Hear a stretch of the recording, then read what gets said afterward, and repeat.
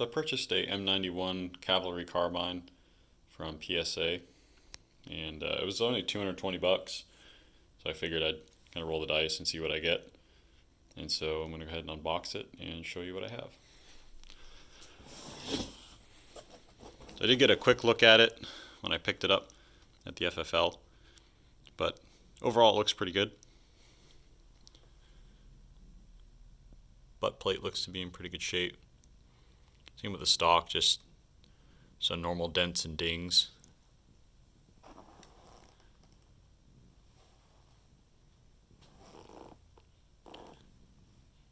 This particular one looks like it's dated 1917. Get a better look at it when I clean it up.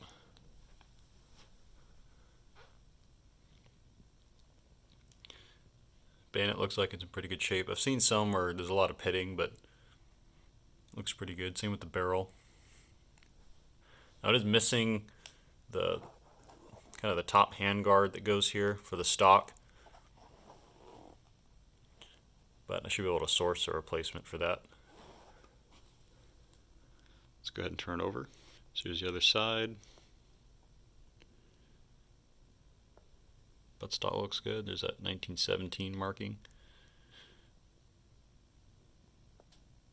And a serial number there. Does actually match the serial number of the rifle. It's got its import marks here on the side of the receiver. There's the serial number, so it looks like it matches the stock.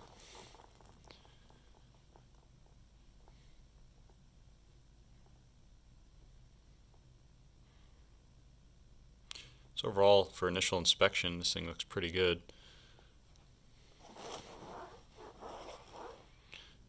There's a little bit of a chip there in the stock, but not a huge deal. Let's go ahead and break this down, and I'll take a few videos of kind of the parts before and after cleanup. So here it is all broken down, so I'll go take a few close-ups here. Starting with here under the receiver. Quite a bit of fur going on there. That'll come off when I put some oil there. Looks pretty good. Receiver matches the barrel. I don't really see any pitting on it. I'll know more after I clean it up.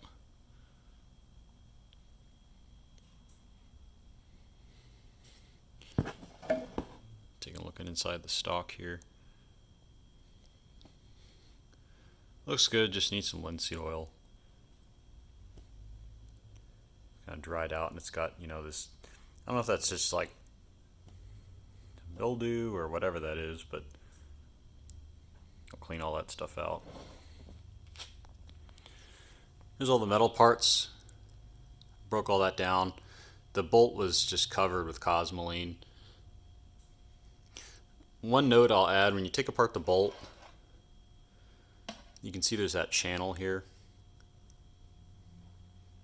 So make sure when you're disassembling the bolt and you take the safety out, there's like kind of a little notch here that actually slides inside of that channel right here, and around here there's a little notch you can twist it into and then pull it out.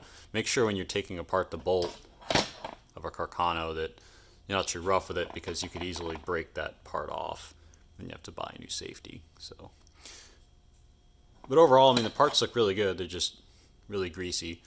So I'm going to let this stuff sit in some hops for a while, spray it down, and then I'll clean it off and then show you how it looks. So here it is all cleaned up, so I'll go take a closer look at it. Probably need a little more linseed oil in the wood over time, but kind of taking my time with that. Metal parts cleaned up nice. So a lot of the original finish and some patina on them. All I gripe with it is the magazine, you can see, is slightly bent at this point right here. Looks like it took a bit of a ding right there. But you can find these on Sarco for like 20 bucks, so you know, the whole assembly, so it's not like a huge deal.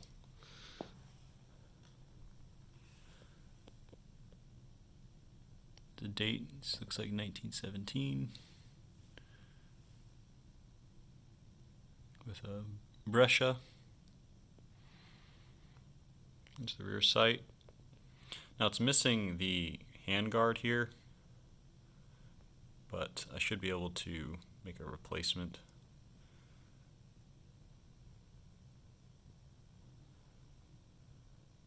There's the bayonet here. It actually holds in pretty well. This is the model that has like this little notch here, so it keeps it from just kind of coming out. I know some of the other ones that are spring-loaded can just kind of flop around, but this one seats pretty nicely. It's pretty tight.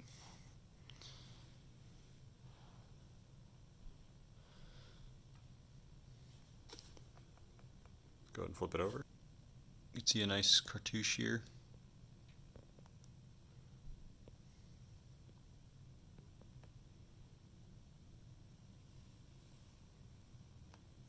It's pretty nice.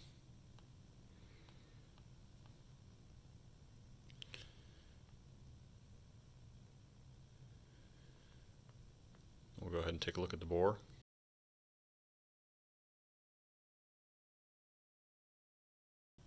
So overall, a pretty good buy for $220.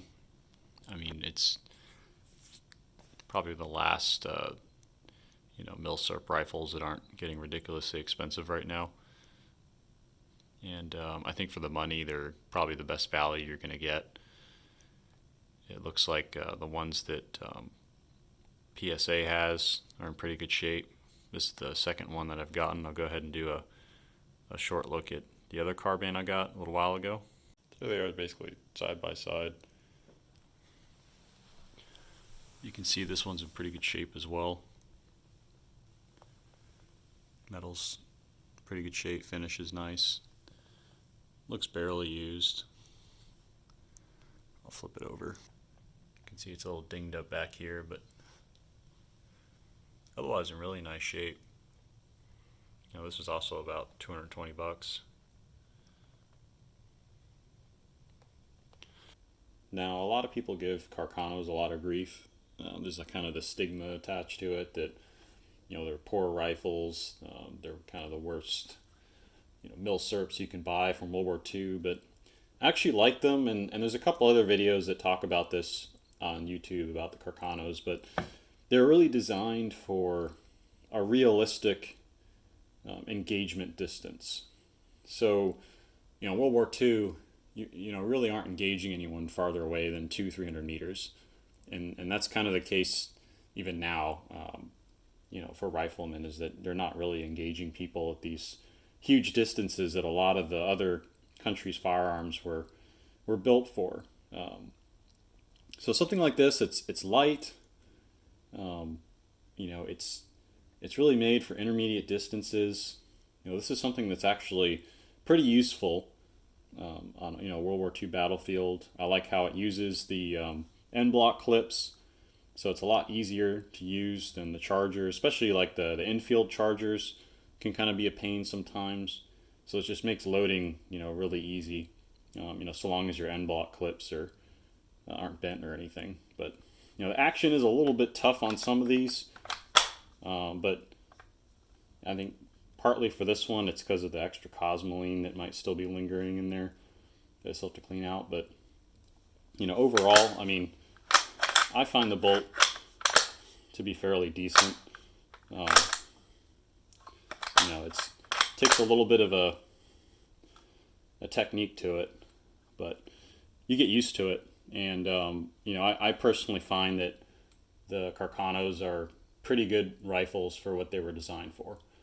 And if you're lugging around a rifle that's this light, especially for who they issued this to is troops on motorcycles and bicycles and specialist troops, this is a very ideal weapon for that type of job that they had. It's easy to carry. I like that it could accommodate a sling across your back, using these two attachment points. I think that the front sight here is pretty useful. If you flip it all the way forward, it basically gives you, I think this is a, according to this is a 400 meter zero. But I mean, basically, it's a pretty useful firearm. It's pretty handy. It's easy to carry, and you know, compared to something like a Car 98 or an Infield #1, you know, if you're just a truck driver or, you know, cavalry mounted on a bicycle or motorcycle, this is really ideal type of weapon for you to use. So definitely like them. I think I'll actually continue to collect some of these. You know, it's definitely within a reasonable price range as well. A lot of the other Milsurps are just climbing in cost. So definitely recommend this. Check out, you know, different you know, retailers that are selling this, and you know, see what you get. So if you like these videos, like to see more, feel free to like and subscribe.